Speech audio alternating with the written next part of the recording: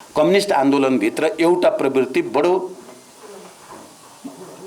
निरङ्कुश तानाशाही चरम व्यक्तिवादी आत्मसमर्पणवादी राष्ट्रिय आत्मसमर्पणवादी प्रवृत्तिको रूपमा देखा पर्यो र त्यो गलत कम्युनिस्ट आन्दोलनभित्र घुसेको प्रतिक्रियावादी निरङ्कुश फाँसीवादी प्रवृत्तिसँग निर्ममतापूर्वक जस्तोसुकै मूल्य चुकाउन परे पनि चुकाउने तर त्योसँग नझुक्ने भन्ने सङ्कल्पसहित लडाईँ सुरु गरे हो। हामीले स्थानीय तह सबैलाई त्यही विश्वास पैदा गर्ने ढङ्गले सेटिङ गर्न सक्छौँ कि सक्दैनौँ, सेट गर्न भनौँ, यो सेटिङ शब्दले फेरि अर्को अर्थ लाग्ला। सेट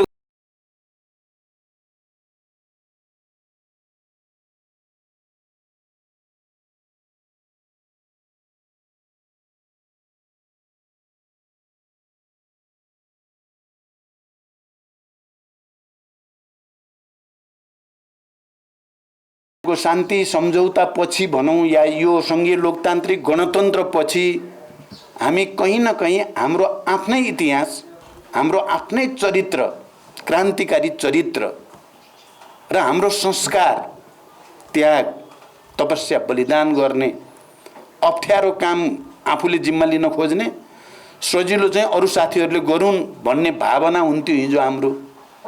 आजभोलि त्यस्तो छैन, बरु उल्टो जस्तो छ।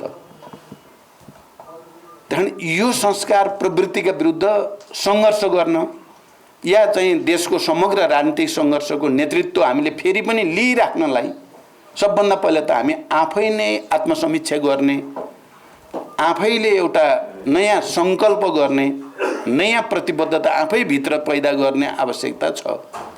केन्द्रीय समितिको बैठकमा हामीले चाहिँ जोड गर्न खोजेको कुरा त्यही नै थियो र त्यसले पक्कै पनि केन्द्रीय समितिका सबै कमरेडहरूलाई एउटा नयाँ ऊर्जा प्रदान गरेको छ, नयाँ आशा भरोसा जस्तो पैदा गरेको छ। तर यो त्यतिले पुग्नेवाला छैन।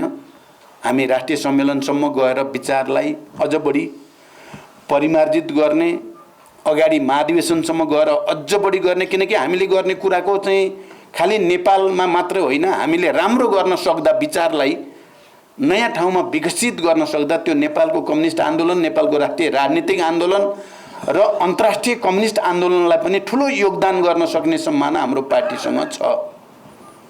तर हामीले त्यसो गर्न सकेनौँ भने फेरि अघि यहाँ भनिए जस्तै हामीले आफ्नो औचित्य सिद्ध गर्न नसक्ने र विघटन र विसर्जनको एउटा भयानक भुमरीमा हामी पर्ने खतरा छ। त्यस्तो हुन दिने छैनौँ हामी। हाम्रा महान शहीदहरूको त्याग र बलिदानले, त्यो हजारौं शहीदहरू, हजारौं क्रान्तिकारीहरूको योगदानको बलमा त्यसलाई सम्मानित गर्दै हामी चाहिँ अन्तिम समयसम्म लड्छौँ। लडेर चाहिँ हामी चाहिँ नयाँ चिज बनाइ छाड्छौँ भन्ने सङ्कल्प हामीले लिन बल गरेका छौँ। र अहिले केन्द्रले जे बल गरेको छ तपाईँहरू सबैले पनि बुझिदिनु भएन, आत्मसात गरिदिनु भएन, तलबाट सहयोग भएन भने फेरि त्यसलाई पुरा गर्न धेरै नै कठिन हुन्छ। त्यहाँ कमरेड रामवृक्ष यादवलाई स्मरण गर्दै गर्दा सबैले अलिकति नयाँ ढङ्गले सोचौँ। सबै खाले आग्रह, पूर्वाग्रह, व्यक्तिवादी, गुटवादी, स्वार्थी प्रवृत्तिमाथि विजय हासिल गर्नको निम्ति पहिला माओ सेतुङले चाहिँ सधैँ भन्नुहुन्थ्यो अवसरवादका विरुद्ध सङ्घर्षको क्रममा अवसरवाद र संशोधनवादका विरुद्ध सङ्घर्ष सबभन्दा पहिला आफै भित्रबाट सुरु गर्नुपर्छ भन्नुहुन्थ्यो क्या। आफै भित्रको कमजोरीका विरुद्ध सङ्घर्ष गरेर मात्रै बाहिरको अवसरवाद र संशोधनवादलाई परास्त गर्न सकिन्छ भन्नुहुन्थ्यो। त्यो सही कुरा नै हो। हामी सबैले आफै भित्रको कमीलाई चाहिँ सच्याउने सङ्कल्प गऱ्यौँ भने अनि होल पार्टी, होल आन्दोलन र राष्ट्रलाई नै हामी एउटा नयाँ गति दिन सकिन्छ भन्ने लाग्छ। अब अहिले देशको राजनीति तपाईँ हामी सबैले बुझेकै छौँ। सम्पूर्ण उपलब्धिलाई धराशायी पार्ने एउटा प्रवृत्ति देखा पर्यो, जसलाई हामीले प्रतिगामी, प्रतिगमनकारी, प्रतिक्रान्तिकारी प्रवृत्ति भन्यौँ। त्यो कम्युनिस्ट पार्टी भित्रैबाट देखा पर्यो। हाम्रो कोसिस थियो कि हामी कम्युनिस्ट आन्दोलनलाई एकताबद्ध गरेर क्रान्तिकारी प्रवृत्तिलाई हाबी गर्दै अरूलाई पनि सच्याउने प्रक्रियाबाट जाउँ भन्ने हाम्रो सपना थियो। तर त्यस्तो भएन। कम्युनिस्ट आन्दोलनभित्र एउटा प्रवृत्ति बडो निरङ्कुश तानाशाही चरम व्यक्तिवादी आत्मसमर्पणवादी राष्ट्रिय आत्मसमर्पणवादी प्रवृत्तिको रूपमा देखा पर्यो र हामीले त्यसका विरुद्ध सङ्घर्ष गर्नुपर्ने, हामीले पनि निर्मम ढङ्गले नै सङ्घर्ष गर्नुपर्ने आवश्यकता महसुस गर्यौं।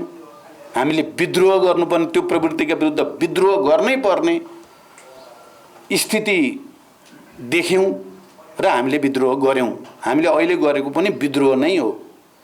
त्यो प्रवृत्तिसँग निर्ममतापूर्वक त्यसको प्रतिवाद नगरिकन र अनि हामीले आफैलाई सच्याउँछौँ भन्ने सङ्कल्पसहित विद्रोह नगरिकन चाहिँ त्यसलाई परास्त गर्न सकिँदैन थियो। त्यसकारण हामीले आफ्नै कमजोरीलाई पनि हामीले आत्मसमीक्षा गर्यौं र त्यो गलत कम्युनिस्ट आन्दोलनभित्र घुसेको प्रतिक्रियावादी निरङ्कुश फाँसीवादी प्रवृत्तिसँग निर्ममतापूर्वक जस्तोसुकै मूल्य चुकाउन परे पनि चुकाउने, तर त्योसँग नझुक्ने भन्ने सङ्कल्पसहित लडाइँ सुरु गरे हो हामीले। कमरेडले यो बुझ्न जरुरी छ, मलाई लाग्छ बुझ्नु भएको पनि छ। यस्तो लाग्थ्यो कि त्यो फाँसीवादी प्रवृत्तिले सर्वत्र कब्जा जमाइसक्यो, अब कहीँ पनि चाहिँ क्रान्तिकारी या प्रगतिशील वामपन्थी या लोकतन्त्रवादी या यो संविधानको रक्षा गर्न खोज्ने प्रवृत्ति हाबी हुँदैन क्यारे नेपालमा अब भने जस्तो पनि कहिलेकाहीँ मानिसहरूलाई लाग्ने गर्यो। तर क्रान्तिकारीहरूले सङ्कल्प गरिसकेपछि र जस्तोसुकै चुनौतीलाई पनि सामना गर्ने आँट गरेपछि त हुँदो रहेछ भन्ने कुराको एउटा उदाहरण अहिलेको राजनीति पनि हो। प्रतिगमन अहिलेलाई परास्त भएको छ र संविधानको रक्षा गर्ने, लोकतन्त्रको रक्षा गर्ने र राष्ट्रियताको रक्षा गर्ने र समाजवादतिरको यात्रालाई निरन्तर अगाडि बढाउने प्रवृत्ति अहिले फेरि एकचोटि विजयी भएको छ। तर यो अन्तिम विजय भएको होइन। यो यात्रा हाम्रो लामो छ, यो लडाईँ हाम्रो लामो छ। त्यहाँदेखि हामीले आफूलाई लामो लडाईँको निम्ति तयार गर्न जरुरी छ। हामी त्यो बाटोतिर अगाडि बढ्न जरुरी छ। हाम्रा ती महान शहीदहरूका सपना पूरा गर्ने भन्ने कुरा या निरन्तर क्रान्तिको सिद्धान्तलाई आत्मसात गर्ने कुरा चाहिँको आवश्यकता झन् टड्कारो छ र हामी त्यसरी नै जानु पर्ने छ। त्यसकारण कमरेडहरू, हामी यस खालका संक्षिप्त भए पनि महान शहीदहरूलाई स्मरण गर्ने, ती हजारौं शहीदहरू, बेपत्ता योद्धाहरू, घाइते अपाङ्गहरू, उनका परिवारहरू सबैसँग फेरि एकचोटि उनीहरूलाई प्राथमिकता दिएर, उत्पीडित वर्गलाई प्राथमिकता दिएर, उनीहरूका हितलाई प्राथमिकता दिएर काम गर्ने र हामीले कतिपय बेला हाम्रो प्राथमिकता उल्टोपाल्टो भएको जस्तो हाम्रो आफ्नै शक्तिलाई सुदृढ गर्ने कुरा, आफ्नै विचारलाई विकसित र परिमार्जित र संश्लेषित गर्ने कुरामा भन्दा अन्यसँग बढी हाम्रो चाहिँ हेलमेल भयो कि भन्ने जो आलोचना भयो या हाम्रो त्यसबाट कहीँ न कहीँ प्राथमिकता चाहिँ हाम्रो बिग्रे कि भन्ने जो भएको छ, हामी त्यो प्राथमिकतालाई फेरि एकचोटि हाम्रो वर्ग, हाम्रो विचार, हाम्रो सिद्धान्त, हाम्रो पार्टीलाई प्राथमिकतामा राखेर अरूसँग नै गर्ने, सबैलाई एकताबद्ध गर्ने पनि हो। मैले अघि नै भनिसकेँ, कम्युनिस्ट आन्दोलन राष्ट्र जनतालाई एकताबद्ध गर्ने दायित्व पनि हामीले पुरा गर्नु छ र यसमा निरन्तर अगाडि बढ्ने सङ्कल्प गर्नु छ।